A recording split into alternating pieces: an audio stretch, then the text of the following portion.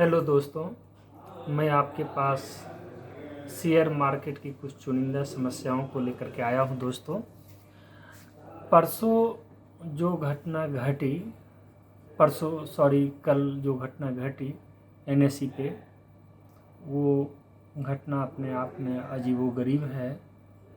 उससे न केवल छोटे निवेशकों को बहुत ज़्यादा जोखिम और धन की हानि हुई, बल्कि बड़े निवेशकों को भी इससे बड़ा झटका लगा है। और एनएसई के इस घटनाक्रम को लेकर के सेबी ने उससे जवाब तलब की है और रिपोर्ट मांगा है। सेबी ने ये भी कहा है कि जब इस तरह की समस्याएं हुई तो आपने क्राइसिस टर्मिनल पे क्यों नहीं पूरे ट्रेड को शिफ्ट किया, जो पुणे में है। और तकरीबन हर संडे को इसकी मॉक ड्रिलिंग होती है और मॉक ट्रेडिंग का एक सत्र चलता है पुणे में। लेकिन एनएसई के पास इसको लेके कोई जवाब नहीं आया, या एनएसई के प्रवक्ता ने कोई सार्वजनिक रूप से इस पर टिप्पणी नहीं की। किसी मीडिया चैनल पे आके उन्होंने कोई बयान देना जरूरी नहीं समझा। सबसे बड़ी समस्या ये हुई मार्केट में लेकर के कि 11:40 पे जो शेयर में इक्विटी के भाव होते हैं वो इंडिकेट होने बंद हो गए। कैश मार्केट रुक गई, इसके साथ साथ फ्यूचर एंड ऑप्शन के भाव भी आने रुक गए। कैश मार्केट के भाव तो 10 बजे से ही दिक्कत में आने लगे थे। 11:40 में फ्यूचर एंड ऑप्शन के भाव भी रिफ्लेक्ट होने बंद हो गए। और हम सभी जानते हैं कि छोटे निवेशकों की निगाहें पूरी तरह से एनएसई जो हमें फीडर उपलब्ध कराती है उसी पे टिकी रहती है।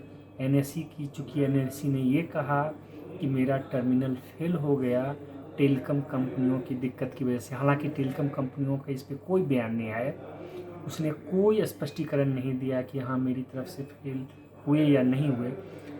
इसमें एक और विडंबना ये झलकी कि एनएसई पे तो टर्मिनल फेल हो गया, लेकिन बीएसई पे ट्रेडिंग चलती रही।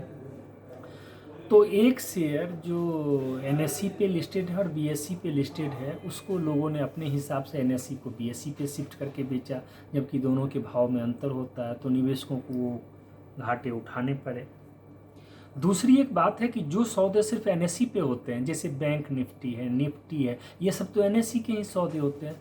और ये मंथली और वीकली एक्सपायरी के ठीक एक दिन पहले हुआ, जब अरबों करोड़ों के सौदे फंसे हुए थे। और इसमें बहुत बड़ा फैक्टर होता है टाइम फैक्टर। अगर आप टाइम डीके करते हैं तो पैसे तेज़ी से डीके होते हैं। और एनएसई में ये जो दिक्कत आई उसकी वजह से जो सौदे उसी दिन कटने थे, सुबह के सत्र में किसी ने 10 बजे ये सौदे उठा लिए थे इंट्राडे में और उसको उसी दिन कटने थे, वो सौदे कटने बंद हो गए। उस सौदे के ऊपर लगे हुए ऑर्डर कैंसिल होने लगे, ऑर्डर एग्जीक्यूट नहीं होने लगे। इन सब की भरपाई कौन करेगा? इस पर कहीं से कोई जवाब नहीं आया। हालांकि बाद में ये कहा गया कि वित्त मंत्रालय इन सारे प्रकरणों पर नज़र रखे हुए है। लेकिन जो छोटे निवेशक हैं, जिनके पैसे लगे रहते हैं, जिनकी पूरी दाव लगी रहती है अपनी आमदनी की, उन सबों के लिए गहरा संकट है। एनएसई को इस पे आगे सोचना चाहिए। हालांकि ऐसा नहीं है कि सिर्फ ये एनएसई पे घटना हुई। अमेरिका में तो एक दिन पूरी मार्केट बंद हो गई, जापान का पूरा मार्केट क्रैश हो गया, चीन में भी यही समस्या आई। आखिर जब से ये इंटरनेट बेस्ड ट्रेडिंग सिस्टम अपना तंत्र विकसित किया है, इसकी संभावना थी कि कभी ये हो सकता है, मैकेनिज्म टूट सकता है। लेकिन हैरत करने वाली बात ये रही कि पुणे में जो क्राइसिस सेल की स्थापना की गई थी कि अगर कोई ऐसी दिक्कत होगी तो हम पूरा अपना प्लेटफॉर्म उधर शिफ्ट कर देंगे, वो एनएसई ने क्यों नहीं की, या इसके लिए कोई उन्होंने जवाब देना उचित क्यों नहीं समझा, ये बहुत बड़ा सवाल है। हालांकि हर सैटरडे ये इसकी मॉक ट्रेडिंग सत्र चलाते हैं पुणे में एनएसई ने। अच्छा, इसमें एक यही बात नहीं है, फ्यूचर एंड ऑप्शन का सौदा जो होता है वो पल पल 2-2 मिनट 1-1 मिनट भी बहुत बड़ा वैल्यूबल फैक्टर होता है। जब सौदे आपने मान लीजिए किसी का उठा लिया और शाम तक सत्र में आपका वो ट्रेडिंग चल ही नहीं रहा, तो सौदे जब आप काटेंगे तो क्या काटेंगे? वो सौदे कहाँ गए, आपके रिच से बियॉन्ड गए या बिलो गए, कहीं वो कोई सूचना आपके पास नहीं है। और जब मार्केट बाद में, हालांकि एनएससी ने 3:45 में 3:30 में मार्केट बंद होने के बाद एनएससी ने सारे ट्रेडिंग प्लेटफॉर्म को, सारे ना कहें बिल्कुल, बल्कि एक दो चुनिंदा ट्रेडिंग प्लेटफॉर्म को मैसेज से इन्फॉर्म किया कि मैं अपने मार्केट को 3:45 पे खोल रहा हूँ।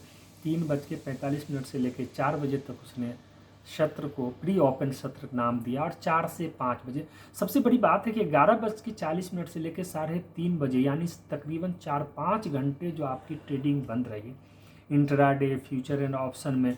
मैं खुद इसका भुक्तभोगी हूँ कि मेरे 33,000 रुपये डूब गए। अब बताइए, मैं एक छोटा निवेशक हूँ, मेरे 33,000 रुपये डूब गए, जिसमें मेरी कोई गलती नहीं है, मैंने उसे बड़े मेहनत से कमाया था, वो डूब गए। तो ऐसी कितने लोग होंगे, ये मैं एक छोटे निवेशक की हैसियत से कह रहा हूँ। मान लें सुबह 10 बजे किसी ने अपने वेल इन्फॉर्म्ड इक्विप्ड के माध्यम से ये पता लगाया और 10 अरब रुपये लगा दिए इंट्राडे में, जिन्हें उन्हें 3 बजे से पहले सौदा काट लेने थे। अगर 10 अरब के बारे में अगर, या 10 लाख या 10 करोड़ 10 अरब रुपये अगर एक किसी ने लगाया और उन्हें कोई ट्रेडिंग प्लेटफॉर्म नहीं दिख रहा, तो उनके सौदों का क्या होगा, क्या करने जा रही है? वो तो स्क्वायर ऑफ हो जाएंगे 3:15 बजे। 3:15 बजे किस रेट से स्क्वायर ऑफ करेंगे? एनएससी के इसके पास कोई जवाब नहीं। यानी आपका लॉसेज ही लॉसेज है। तो ये बहुत बड़ी मतलब ऐसी बात है जिसका सही ढंग से सारी अथॉरिटी और एजेंसियों को जवाब देना चाहिए। सेबी, वित्त मंत्रालय, एनएससी, बीएससी, आखिर ये लोग क्या कर रहे हैं? इतनी बड़ी नियामक है, इनको कोई तो जवाब देने का बनता है। तो संदीप जी, हम इसको वाइंड अप करते हैं, आप इसे फिर मुझे सुनाइए कि मैं इसे कैसे बोलता हूँ।